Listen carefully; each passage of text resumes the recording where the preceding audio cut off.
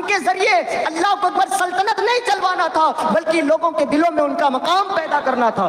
اللہ رب العزت کی منشا اور مراد کچھ اور تھی۔ اللہ رب العزت نے حضرت مخدوم پاک رضی اللہ تعالیٰ عنہ کو کسی اور کام کے لیے پیدا کیا تھا۔ اللہ اکبر 10 سال حکومت کو بڑے شان و شوکت کے ساتھ ایک دم عدالت فاروقی کے تحت حضرت امیر المؤمنین عمر ابن خطاب کے نقش قدم پر چلتے ہوئے انہوں نے سلطنت کے کام کو انجام دیا، بڑی عدل و انصاف کے ساتھ 10 سال تک آپ نے حکومت کی۔ لیکن اس کے بعد 10 سال میں کبھی آپ نے سلطنت میں کوئی آپ کو مزہ نہیں آیا، نرم نرم گدوں پر آپ کو کوئی مزہ نہیں آیا۔ او لوگوں، مخدوم اشرف سمنانی کی زندگی ہمیں بہت بڑا پیغام دیتی ہے، ہمیں بہت بڑا مشن دیتی ہوئی نظر آتی ہے۔ او لوگوں، حضرت مخدوم اشرف کو نرم نرم گدوں پر مزہ نہیں آ رہا ہے۔ لوگ یہاں تو ہمارا اور آپ کا حال یہ ہے کہ ہم اور آپ مسجد میں نماز پڑھنے بھی اس لیے آتے ہیں کہ اللہ روزیوں میں برکت دے دے، نماز بھی اس لیے پڑھتے ہیں کہ تاکہ کل قیامت کے دن ہمیں جنت مل جائے، نماز بھی اس لیے پڑھتے ہیں کہ اللہ ہمیں گاڑی اور بنگلوں سے نواز دے۔ لیکن اللہ وہ کیسے اللہ کے مقرب بندے تھے جنہوں نے سب کچھ ہونے کے باوجود اللہ کی رضا کے لیے سلطنت کو ٹھوکر مار دی۔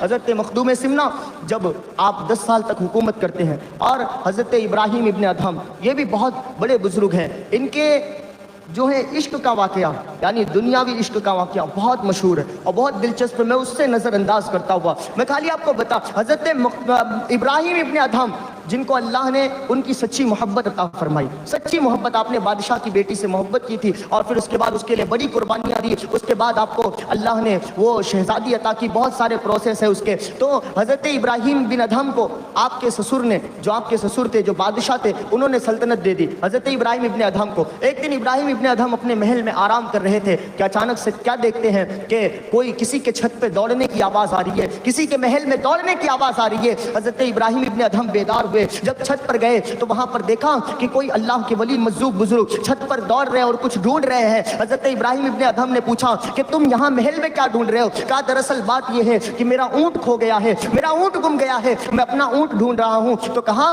عجیب بات ہے، یہاں محل میں اونٹ کیسے آ سکتا ہے، تمہیں محل میں اونٹ کیسے مل سکتا ہے؟ تو اس مجذوب بزرگ نے، کہتے ہیں نا کچھ زبانوں میں تاثیر ایسی ہوتی ہے کہ دل پر بات اثر کر جاتی ہے۔ اللہ اکبر، اس مجذوب بزرگ کی زبان سے یہ بات نکلی کہ اے ابراہیم، تو کہتا ہے نا کہ محل میں اونٹ نہیں مل سکتا، تو جس طریقے سے محل میں اونٹ نہیں مل سکتا، اس طریقے سے نرم نرم گدوں پر سلطنت کی کرسی پر کبھی کسی کو خدا نہیں مل سکتا ہے۔